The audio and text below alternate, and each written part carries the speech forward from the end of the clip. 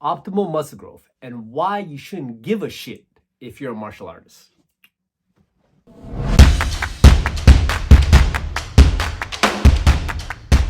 What's up, guys? Nguyen, OG Fitness. Welcome back to the channel. If you guys are new, this channel is about fitness for martial arts for older guys.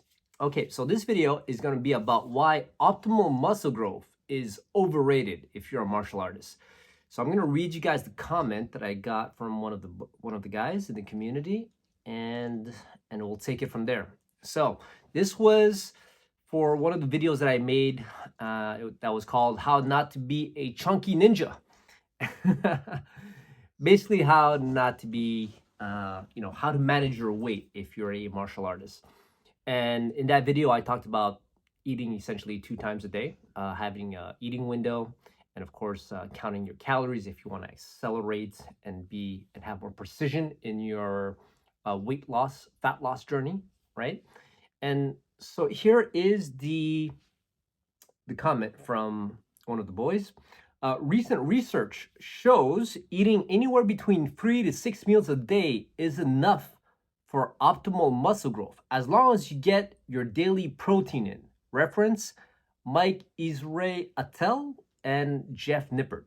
So, of course, 3 to 6 times a day. It's actually, I've read that it's 5 times a day. You have 5 windows of opportunity for protein synthesis. So that's why you should eat anywhere between every 3 to 4 hours. And yeah, that makes sense. And also, like, the body can only absorb so much protein in one go, and that's why you want to split it up. So this is for optimal muscle growth. Now, I'm going to tell you why I think it's overrated for people who do martial arts. Now, before I get into that, for those of you guys who don't know, Jeff Nippert is a fitness influencer. So he's more about, building size, building muscle mass, bodybuilder, right? And Mike Israel Attel, which I never heard of before until I looked him up, and he's a doctor, if I'm not mistaken, and he's a fitness influencer. Big dude, big, strong, muscular dude. So both these guys are fitness influencers. They're bodybuilding types, and that's what they care about.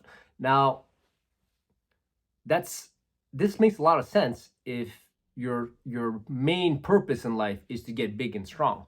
But me as a martial artist, I actually do not care about getting all that big and strong. Yes, I want to get as big and strong as possible, but not at the expense of training my martial art and developing skill, because I actually want to be good at fighting. And getting big and strong is to support my fighting ability for me to be able to kick ass better, not just to look good and be big and strong, and which is fine, which is great, but it's not the goal. So it's a very different mindset. Now, okay, so I got a couple of notes here.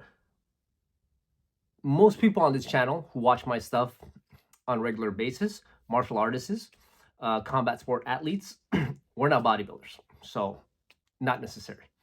Now, the other thing is that the 80-20 rule applies here. So if you can get 80% of your strength and size by working out only 20% of the time, spending only 20% of your time actually lifting weights and eating your food and all that, I mean, that's a very good return on investment.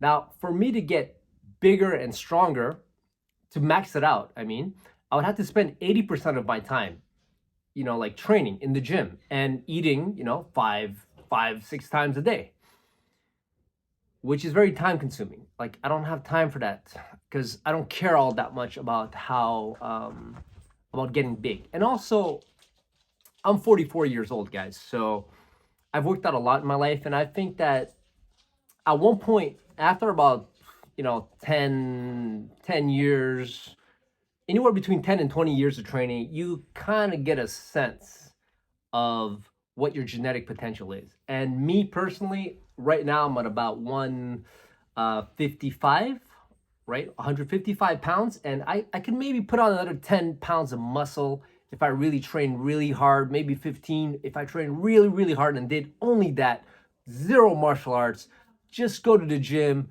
train hard, eat 5, 6 times a day, go to bed, and do nothing else, and keep my stress levels low and all that, then yeah, sure. But then I would still suck at fighting. Or I wouldn't get as good as I want to get. So let's hear. And that's the bottom line, right? If you can get 80% of your strength and size just working out 20% of the time, you know, so either you're working out maybe once or twice a week at most, but you'd have to work out pretty hard, or you work out a little bit, you know, 20 minutes a day after your martial art practice, and you're getting the same results. You're getting 80% of your strength and size.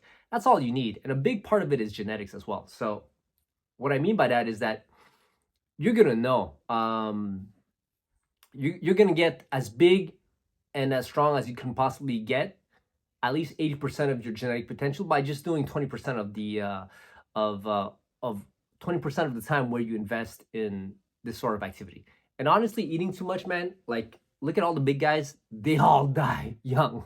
They all die young. They all have heart issues, most of them. They have problems with their joints and all that.